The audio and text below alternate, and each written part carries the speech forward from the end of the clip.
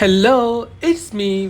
ഇത് കണ്ടില്ലേ റോണ്ട് രണ്ട് സൈഡ് ഉത്സവ പറമ്പൊന്നുമല്ല കേട്ടോ. മിക്ക സ്ഥലങ്ങളിലും നോമ്പിന്റെ നൈറ്റിൽ കാണുന്ന ഒരു സംഭവമാണ് ഉപ്പിലിട്ട ഐറ്റംസ്. അതിനുള്ള ആരാധകരാണ്. ഞാൻ തൊട്ട് മുന്നേ അപ്ലോഡ് ചെയ്തിട്ടുണ്ടായിരുന്ന വ്ളോഗിന്റെ കണ്ടിന്യൂഷൻ ആണ് കേട്ടത്. അന്ന് ഞങ്ങൾ ടീഷർട്ടൊക്കെ പൗച്ചേഴ്സ് ചെയ്തിട്ട് എന്ത് ഫുഡ് കഴിക്കാന്ന് വിചാരിച്ച് അങ്ങനെ തപ്പി തപ്പി പോകുന്ന സമയത്താണ് എന്താ വേണോ വേണ്ട എന്നുള്ള രീതിയിൽ പോകുന്നു. അങ്ങനെ ലാസ്റ്റ് ഒന്നും വേണ്ടെന്ന് പറഞ്ഞ് തിരിച്ചു വരുന്ന സമയത്താണ് നമ്മളെ ചിക്ക് ബക്കിന്റെ മുന്നിൽ പെട്ടത്. അടുത്ത് വരും എന്ന് വിളിച്ച് നമ്മൾ അങ്ങോട്ട് കയറ്റുന്ന പോലെ. അപ്പൊ പിന്നെ അങ്ങ് കയറി. എന്റെ കൂടെ എന്റെ കസിന് ഷംസൊക്കെ കൂടി ഉണ്ടായിരുന്നു. നോമ്പ് തുറന്നു അവിടെ പോയിനെ കൊണ്ട് തന്നെ ഞങ്ങൾ കാര്യമായിട്ട് ഒന്നും കഴിച്ചിട്ടുണ്ടായിരുന്നില്ല. പിന്നെ അത് മാത്രമല്ല ഉമ്മാക്കൊരു നോമ്പ് തുറലിനെ കൊണ്ട് ബിരിയാണി എങ്ങാണ്ടെങ്കിലും കൊടുത്തിട്ടുണ്ടോ എന്ന് ഞാൻ വിളിച്ച് കൺഫേം ചെയ്തപ്പോൾ ഇല്ല എന്ന് പറഞ്ഞതിനെ കൊണ്ട് പിന്നെ വിശപ്പിന്റെ വിളിയാൾ അങ്ങ് വരാൻ തുടങ്ങി. അപ്പൊ പിന്നെ എന്തെങ്കിലുമൊക്കെ കഴിച്ചിട്ട് പോകാമെന്ന് വിചാരിച്ചു. അങ്ങനെയാണ് ഞങ്ങൾ ഇവിടെ എത്തിപ്പെടുന്നത്. നോമ്പിന്റെ നൈറ്റ് അതിനെ കൊണ്ട് ഭയങ്കര ലൈറ്റ് ആയിട്ട് ഫുഡ് കഴിച്ചാൽ മതി എന്നുണ്ട്. അങ്ങനെ വെറും രണ്ട് പീസ് ബ്രോസ്റ്റഡ് ചിക്കനും പിന്നെ ബോൺലെസ് ചിക്കൻ സ്ട്രിപ്സ് ഉണ്ടായിരുന്നു.